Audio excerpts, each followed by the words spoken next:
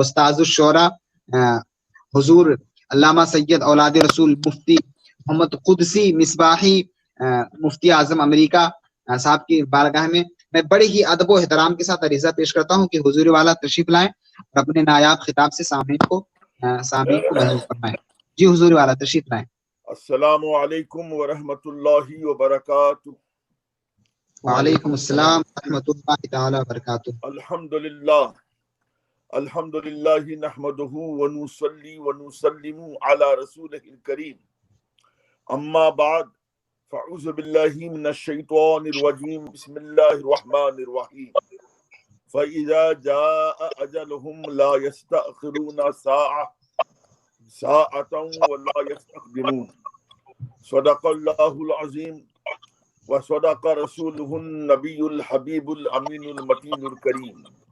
ونحن على ذلك لمن الشاہدین والشاکرین والحمد للہ رب العالمین. آئیے عرض و معروض سے قبل انتہائی عقیدت و محبت و احترام کے ساتھ رسول اکرم نور مجسم خلیفۃ اللہ اعظم فخر آدم و بنی آدم سرکار ابد قرار دونوں عالم کے مالک و مختار مدنی تاجدار رسول ہاشمی وقار انی سے بے قسم چارہ ساز درد مندہ بے قصوں کے کس بے بسوں کے بس روحی فدا جناب محمد رسول اللہ صلی اللہ تعالی علیہ وآلہ وسلم بارگاہ بار میں درود پاک کی حسین ڈالیاں پیش کریں. پڑھے باواز بلند سیدنا محمد وعلی آلہ وصحبہ صلاۃ و سلام علیک یا سیدی یا رسول اللہ صلی اللہ تعالی علیہ وعلی آلہ وسلم. حضرات سامعین و ناظرین، ابھی آپ نے مجھ سے پیشتر شہنشاہ ترنم جناب عمران مظہر برکاتی سلمہ سے بہترین انداز میں کئی نعتیں سماعت فرمائیں، اور عزیزم حافظ انور فیضی سلمہ کی زمانی بھی آپ نے بڑے اچھے اشعار سماعت فرمائے. انہوں نے بزم سجائی شب قدر میں. دعا ہے مولا تعالیٰ اس بزم کو قبول فرمائے اور شب قدر کی برکات و حسنات سے ہم سب کو مالا مال فرمائے. آمین ثم آمین. ناظرین، اس خاکدان گیتی میں نہ جانے کتنے لوگ آئے اور چلے گئے. اسی طرح لوگ آتے رہیں گے اور ایک متعین مدت تک زندگی کی شب و روز گزار کر فَإِذَا جَاءَ أَجَلُهُمْ لَا يَسْتَأْخِرُونَ سَاعَةً وَلَا يَسْتَقْدِمُونَ کے تحت دنیا سے ہمیشہ کے لیے رخصت ہو جائیں گے. یہ سلسلہ جاری تھا، جاری ہے اور تا قیامت جاری رہے گا. جب ایک انسان دنیا سے سب کچھ چھوڑ کر جاتا ہے تو اس کے ٹھیش و اقارب فطرت انسانی کے مطابق تڑپتے آہ و فغاں کرتے اور آنسو بہاتے ہیں، مگر چند ہی روز، کیونکہ پھر جلد ہی صبر تسکین کی چادر اڑا کر انہیں مطمئن کر دیتا ہے کہ یہ دنیا ہے اور یہاں ایسا ہی ہوتا ہے اور تا قیامت یوں ہی ہوتا رہے گا. کسی شاعر نے زندگی اور موت کا فلسفہ ان دو مصروں میں بڑے اچھے انداز سے پیش کیا ہے. زندگی کیا ہے؟ عناصر کا ظہور ترتیب. زندگی کیا ہے؟ عناصر کا ظہور ترتیب. موت کیا ہے؟ انہی اجزاء کا پریشان ہونا. احادیث سے یہ بات ثابت ہوتی ہے. جب رب کائنات نے انسان کو پیدا کرنا چاہا تو فرشتوں کو مطلع کیا. فرشتوں نے عرض کیا خداوندہ تو اپنی نوع انسان کو پیدا فرمائے گا تو پھر دنیا ان کی کثرت تعداد سے تنگ ہو جائے گی. رب قدیر نے فرمایا میں موت کو پیدا کر دوں گا، دنیا تنگ نہیں ہوگی. پھر فرشتوں نے عرض کیا بار الہ پھر تو موت کے بھیانک خوف سے لوگوں کی زندگی اجیرن بن جائے گی اور وہ جینا نہیں چاہیں گے. رب نے فرمایا میرے فرشتوں ایسی بات نہیں ہے، میں ان میں امید کو پیدا کر دوں گا. حضرات بات کچھ ایسی ہی ہے، ہر انسان جانتا اور خوب جانتا ہے کہ مجھے ایک دن موت کا کڑوا گھونٹ پینا ہے، قبر کی کالی کوٹری میں منو من مٹی کے اندر جانا ہے۔ اسے یہ بھی معلوم ہے کہ اس کے ساتھ دنیا کی کوئی چیز نہیں جائے گی، تنہا آیا تھا اور تنہا ہی جائے گا۔ دنیا کی تمام چیزیں، خواہ بینک بیلنس ہوں یا پوشی کو عمارت، زوجہ و اولاد ہوں یا اجزاء و احباب و اقارب، یہ سب کے یہی رہ جائیں گے۔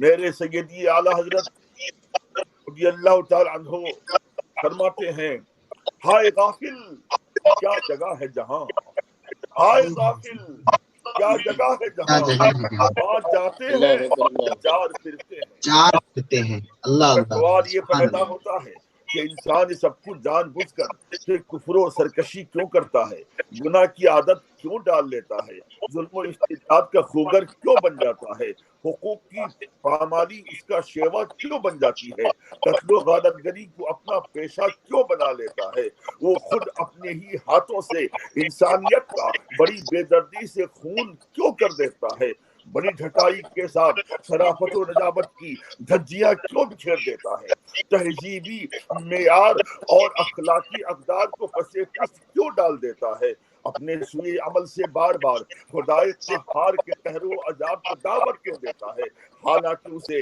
اچھی طرح معلوم ہے کہ مجھے ایک دن مرنا ہے اور ضرور مرنا ہے، رب قدیر کے حضور حاضر ہونا ہے اور پائی پائی کا حساب دینا ہے۔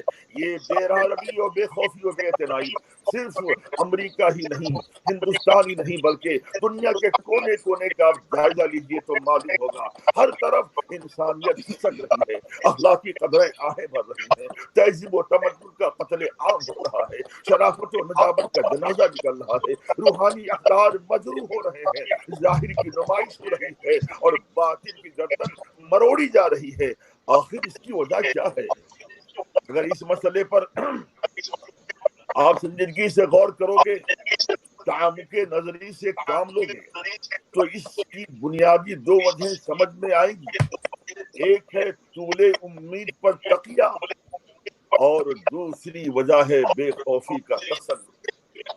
اس میں کوئی شبہ نہیں کہ انسان کا طول امید جو اسے گناہ کے ارتکاب پر جری بنا دیتا ہے، پھر رفتہ رفتہ وہ بڑی بے حیائی کے ساتھ گناہ کا عادی بن جاتا ہے۔ پہلے پہل تو اسے گناہ کرنے کی ہمت نہیں ہوتی، لیکن جب نفس مکمل طور پر غالب آ جاتا ہے تو پھر وہ ڈر ڈر کر ہی شہید گناہ کا ارتکاب کر ہی لیتا ہے۔ اب جب وہ گناہ کی عارضی لذت سے متلذذ ہو جاتا ہے تو پھر نفس اسے ورغلاتا ہے، ایک بار اور گناہ کا مزہ لے لو، ایک بار اور گناہ کا مزہ لے لو، پھر اسی طرح گناہ کرتے کرتے وہ بے خوف و بے حس ہو جاتا ہے اور بڑی ڈھٹائی کے ساتھ وہ گناہ کرتا چلا جاتا ہے۔ بے حیا باش ہر سے خواہی کن کے تحت وہ انتہائی اور ناعاقبت اندیشی اس کا مقدر بن جاتی ہے۔ اب نفس پر اس کی ذرہ برابر بھی نہیں چلتی، وہ نفس امارہ کے اشاروں پر ہر لمحہ ناچتا رہتا ہے، اب وہ وہی کرتا ہے جو نفس چاہتا ہے۔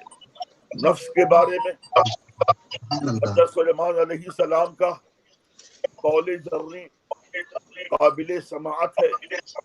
آپ نے فرمایا کہ جس شخص نے اپنے نفس پر قابو پایا وہ اس شخص سے زیادہ طاقتور ہے جو تنہا شہر کو فتح کر لیتا ہے۔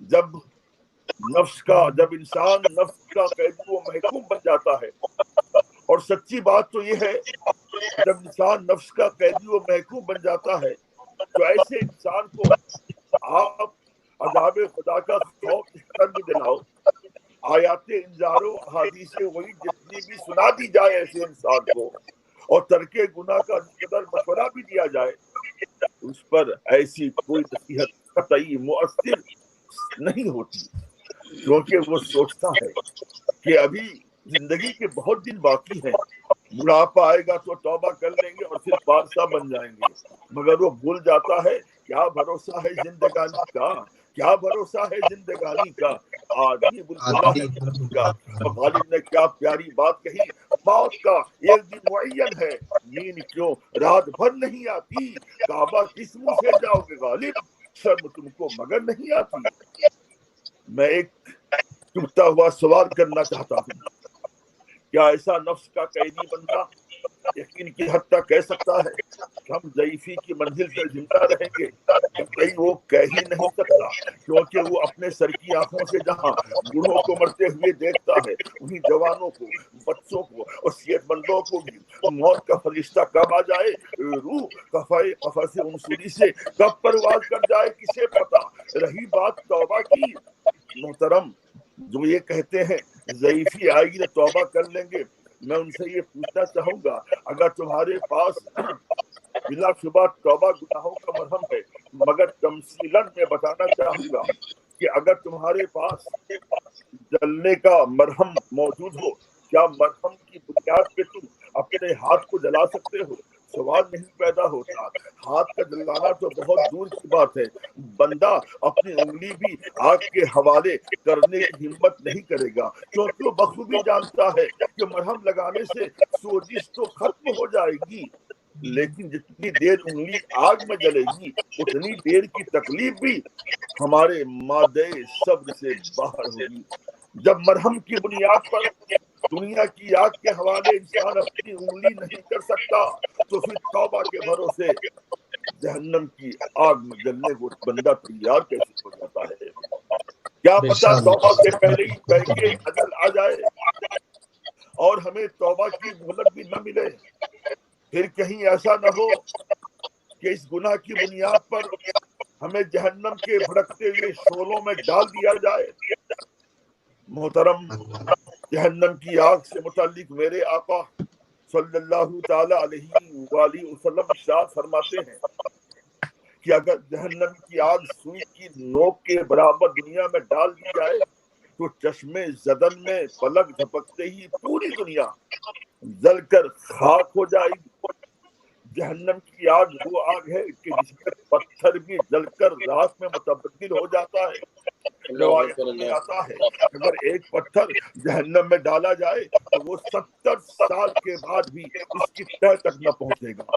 جہنم کی گہرائی اور اس کی شعلہ زنی کا اندازہ لگانا ہے تو ایک حدیث پاک آپ سماعت فرمائیں۔ عن ابی ہریرہ عن النبی صلی اللہ تعالی علیہ وآلہ وسلم قال اوقد علی النار 1000 سنة حتى مرت ثم اوقد علیہ 1000 سنة حتى ابيضت ثم اوقد علیہ 1000 سنة حتى اسودت فهي سوداء مظلمة۔ اس کا ترجمہ سماعت فرمائیں۔ رسول کائنات صلی اللہ تعالی علیہ وآلہ وسلم ارشاد فرماتے ہیں کہ جہنم کی تخلیق کے فوراً بعد اسے 1000 سال تک کی طویل مدت تک دہکایا گیا، یہاں تک کہ اس کا رنگ سرخ ہو گیا، پھر 1000 سال تک اور دہکایا گیا، اس کی سرخی سفیدی میں تبدیل ہو گئی، پھر مزید 1000 سال اور دہکایا تو وہ مکمل تیرہ و تار اور سیاہ ہو گیا۔ اللہ سمد۔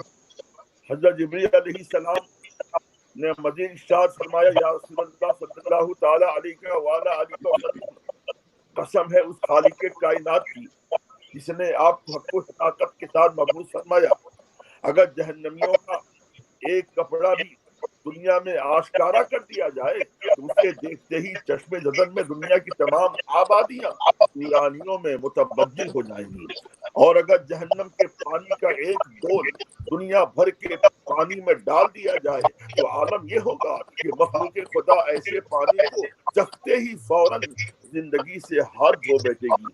اور اگر آپ نے فرمایا اور اگر جہنم کی زنجیروں کا ایک ٹکڑا دنیا کے سب سے بڑے پہاڑ پر رکھ دیا جائے تو پلک جھپکتے ہی پہاڑ پگھل کر ریزہ ہو جائے گا، اور اگر کسی جہنمی کو جہنم سے نکال کر دنیا کے سامنے ظاہر کر دیا جائے تو دنیا کی تمام مخلوق اس جہنمی کے جسم سے اٹھتے ہوئے تعفن سے ہراساں و پریشان ہو جائے گی اور بالآخر موت کے گھاٹ اتر جائے گی۔ اللہ سمجھ۔ اسی طرح دوسری روایت میں آقائے دو جہاں صلی اللہ تعالی علیہ وآلہ وسلم نے حضرت جبریل علیہ السلام سے ایک بار پوچھا کہ یہ بتائیے کہ جہنم کے دروازوں کا کیا حال ہے؟ کیا وہ ہمارے گھر کے دروازے کی طرح ہیں؟ جبریل علیہ السلام نے عرض کی یا رسول اللہ صلی اللہ تعالی علیہ وآلہ وسلم، جہنم کے دروازے دنیا کے دروازوں سے بالکل مختلف ہیں، کیونکہ وہ مختلف طبقات میں بٹے ہوئے ہیں۔ کچھ وہ ہیں جو اوپر بنے ہوئے ہیں، کچھ وہ ہیں جو نیچے بنے ہوئے ہیں۔ ایک دروازے کا فاصلہ دوسرے دروازے کے درمیان 70 سال کی مسافت کا ہے، اور ہر دروازے کی حرارت دوسرے دروازے کے بالمقابل 70 گنا زیادہ ہے۔ پھر سرکار دو عالم صلی اللہ تعالی علیہ وآلہ وسلم نے جبریل علیہ السلام سے جہنم کے مختلف طبقات کے نام سے متعلق پوچھا تو جبریل علیہ السلام نے عرض کیا کہ سب سے نچلے طبقے کا نام حاویہ ہے، جو منافقین کے لیے بنایا گیا ہے۔ دوسرے طبقے کا نام حمیم ہے، جس میں مشرکین جائیں گے۔ تیسرے طبقے کا نام سقر ہے، جو صابیوں کے لیے تیار کیا گیا ہے۔ چوتھے طبقے کا نام لظا ہے، اور اس کے متبعین مجوسیوں کے لیے رہنا ہے۔ پانچویں طبقے کا نام قطابہ ہے، جس میں یہودیوں کو رہنا ہے۔ چھٹے طبقے کا نام سعید ہے، جس میں عیسائیوں کو جلنا ہے۔ اتنا کہہ کر نبی علیہ السلام نے سکوت فرمایا، یعنی آپ نے کیا۔ سرکار کائنات صلی اللہ تعالی علیہ وآلہ وسلم نے فرمایا جبرائیل تم نے سارے طبقوں کے نام ان کے رہنے والوں کے بارے میں بتا دیے، اب ساتویں طبقے کے متعلق خاموش کیوں ہو گئے، وہ بھی بتا دو۔ جبرائیل علیہ السلام نے عرض کیا یا رسول اللہ اس کے بارے میں خاموشی بہتر ہے، لیکن جب رحمت عالم صلی اللہ تعالی علیہ وآلہ وسلم نے اصرار کیا تو جبرائیل علیہ السلام فرمانے لگے یا رسول اللہ ساتویں طبقے میں آپ کے ان امتیوں کو جانا ہے جنہوں نے گناہوں کا ارتکاب کیا اور توبہ کیے بغیر دنیا سے چلے گئے۔ یہ سنتے ہی نبی کریم صلی اللہ تعالی علیہ وآلہ وسلم کی آنکھیں اشکبار ہو گئی، میرے آقا نمدیدہ ہو گئے، میرے آقا اشکبار ہو گئے، میرے آقا کی آنکھیں ساون بھادو برسانے لگی۔ اور معلوم ہے میرے آقا صلی اللہ علیہ وسلم کی اپنی گناہگار امتوں سے محبت کی حد صحیح معنوں میں بیان کی ہی نہیں جا سکتی ہے۔ اس سلسلے میں حدیثیں بھری ہوئی ہیں۔ مجھے آج ایک انتہائی ایمان افروز حدیث یاد آ رہی ہے، آپ بھی سماعت فرمائیں۔ ایک مرتبہ جبریل علیہ السلام نے سرور کائنات صلی اللہ تعالی علیہ وآلہ وسلم کی بارگاہ میں حاضر کا آپ نے شرف حاصل کیا۔ حدیث میں آپ کے سامنے پیش کرنے جا رہا ہوں۔ یہ حدیث سیدی اعلیٰ حضرت نے الامن والولا کے اندر میں باضابطہ تلبت فرمایا ہے۔ نبی علیہ السلام سرکار کی بارگاہ میں حاضر ہوئے تو کیا دیکھا، میرے آقا کے حد مضطرب ہیں، بے قرار ہیں، آنکھیں اشکبار ہیں۔ نبی علیہ السلام نے عرض کی یا رسول اللہ صلی اللہ تعالی علیہ وآلہ وسلم اضطراب کا سبب کیا ہے، اشکباری کا سبب کیا ہے؟ میرے آقا نے فرمایا میں اپنے گناہگار امتیوں کو میں بڑا فکر متردد ہوں۔ اتنا سننے کے بعد نبی علیہ السلام نے خداوند قدوس کی بارگاہ میں سارا واقعہ بتایا تو رب کائنات نے بسم اللہ الرحمن الرحیم وَلَا سَوْفَ يُعْطِيكَ رَبُّكَ فَتَرْضَىٰ آیت پاک نازل فرمائی، یعنی اے محبوب صلی اللہ علیہ وآلہ وسلم بے شک ان قریب تمہیں تمہارا رب اتنا عطا فرمائے گا کہ تم راضی ہو جاؤ گے۔ اس کا مطلب یہ ہے کے لیے آپ اس قدر مضطرب نہ ہوں، بے قرار نہ ہوں، میں آپ کو اتنا اختیار عطا کروں گا کہ کو آپ چاہیں گے بخشوا لیں گے۔ اس آیت مقدسہ کے نزول کے بعد محبوب رب العالمین صلی اللہ علیہ وسلم نے فرمایا لا اردا واحد من امتی فی النار، یعنی اگر ایسا ہی ہے تو میں راضی نہ ہوں گا اگر میرا ایک امتی بھی جہنم میں ہو۔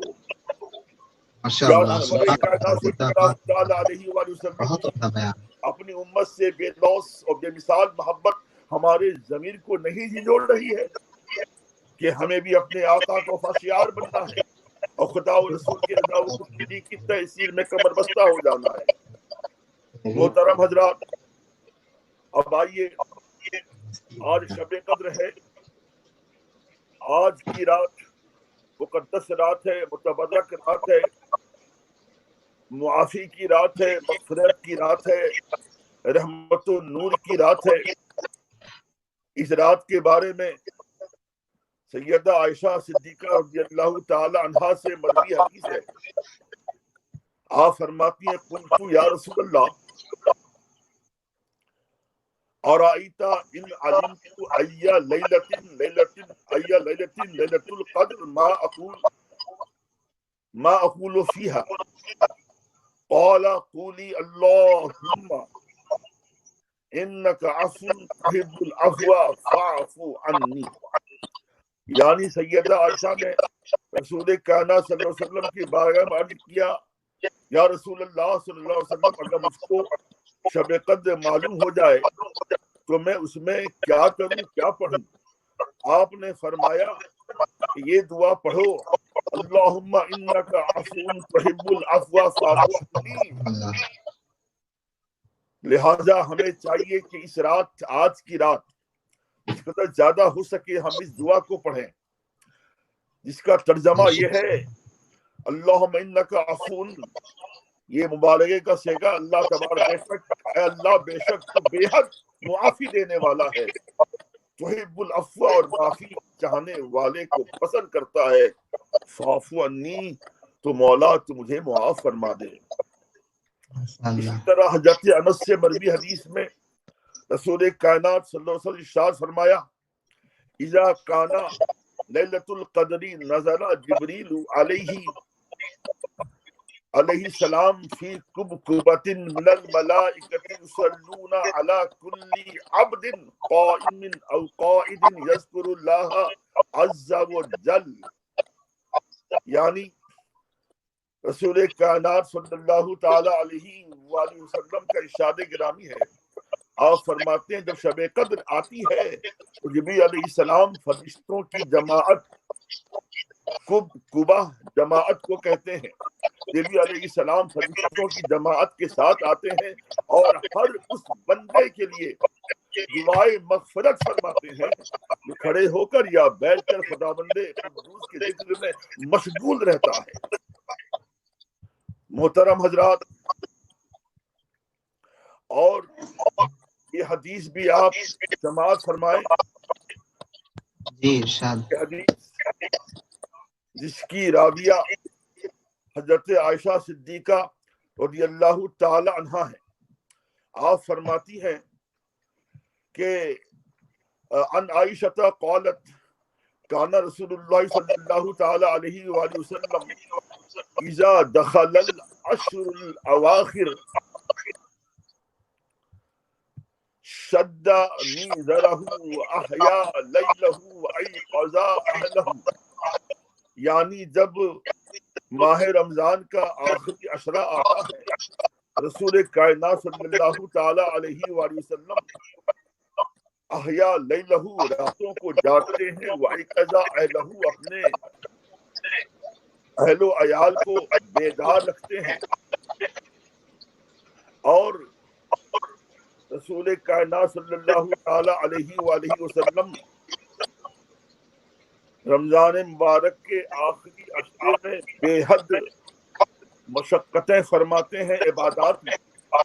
حضرت شاہ عبداللہ مولوی سے دہلوی نے شدہ میزرہ کے تحت فرمایا ہے کہ نعت است از اجتہاد در عبادات زیادہ بر عادت یا کنایت از گوشہ گرفتن از زما.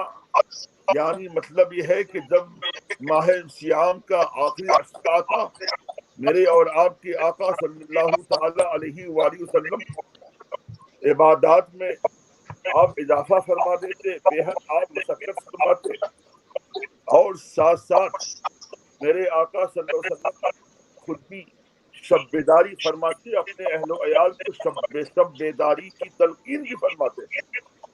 اب آئیے محترم سامعین ناظرین، میں اپنی تقریر کو اپنے اس کلام پر ختم کرنا چاہوں گا. دنیا کی دولتوں کو پس پشت ڈال کر، دنیا کی دولتوں کو پس پشت ڈال کر عشق رسول قلب میں رکھنا سنبھال کر. دیتی ہے درس کو صحابہ کی زندگی، دیتی ہے درس کو صحابہ کی زندگی. رکھ دینا راہ حق میں دل و جان نکال کر. پہلے سبحان اللہ سبحان اللہ. پاس ادب اور احتیاط، پہلے تو سیکھ پاس ادب اور احتیاط، پھر ان کے در پہ پیش تو اپنا سوال کر. آقا کے اسوہ حسنہ پر ہو گامزن، کھویا ہوا وقار پھر اپنا بحال کر. تقویٰ شعار بن کے دکھانا تو بعد میں، تقویٰ شعار بن کے تقویٰ شعار بن کے دکھانا تو بعد میں، پہلے تو اپنے نفس سے جنگ و جدال کر.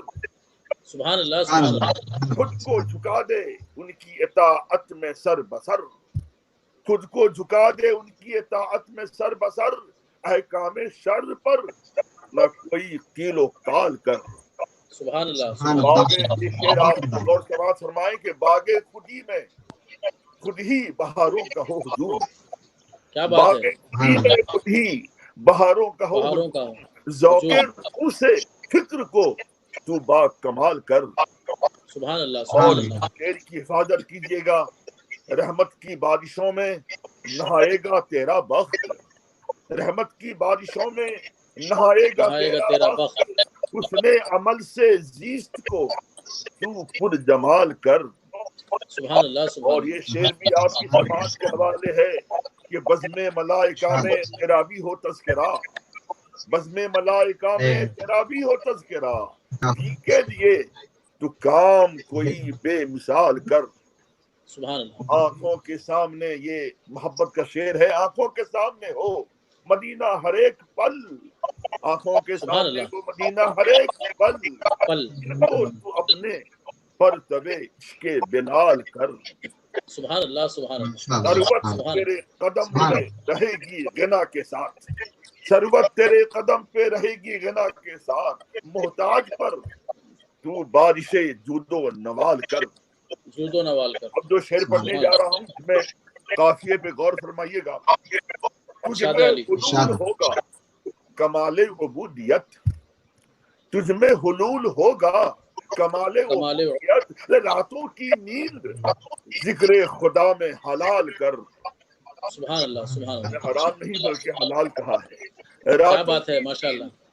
ذکر خدا میں حلال کر. آخری حلال شعر کر. آپ کی سماعت کی نظر ہے. ہر دم تصورات میں عقبہ سما رہے، ہر سبحان دم اللہ. تصورات میں عقبہ سما رہے.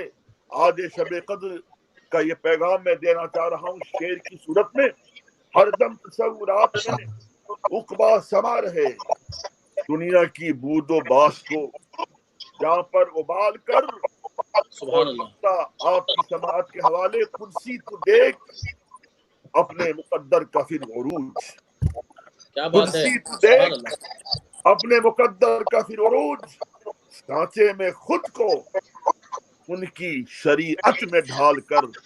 وما سبحان اللہ علینا سبحان اللہ. الا البلاغ المبین. السلام زندہ باد علیکم. زندہ باد.